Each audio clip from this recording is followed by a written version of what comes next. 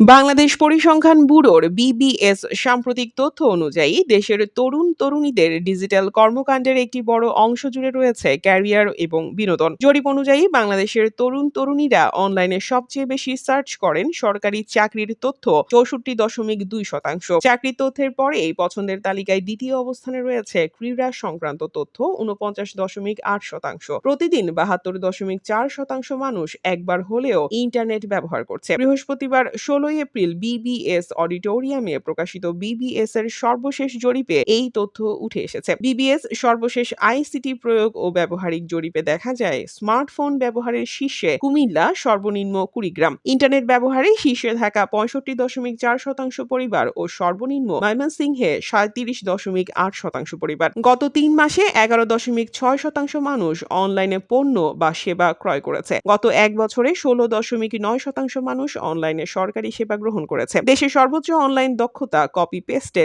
৮৪.৪%। Digital ঝুঁকির মধ্যে ৫০.৫% ক্ষেত্র ভাইরাস বা মেলওয়্যার সংক্রমণ। পরিবার পর্যায়ে মোবাইল ফোনে প্রবেশাধিকার ৯৮.৯%, ইন্টারনেট ৫৫.১%, কম্পিউটারে মাত্র ৯.০%। ব্যক্তি পর্যায়ে মোবাইল ব্যবহার ৮৮.৪%, ইন্টারনেট ৫৩.৪% এবং কম্পিউটার ১১.৩%। ইন্টারনেট ব্যবহারের চরম বৈষম্য গ্রামে ৪৩.৬%, শহরে ৭৫.৭%। মোবাইল মালিকানা পুরুষ ৭০.০%, নারী ৫৮.৯%। ইন্টারনেট ব্যবহার পুরুষ ৫৬.৬% ও নারী ৫০.২%। বেশি দামের কারণে ইন্টারনেট সেবা নেন না ৪৩.৬% মানুষ।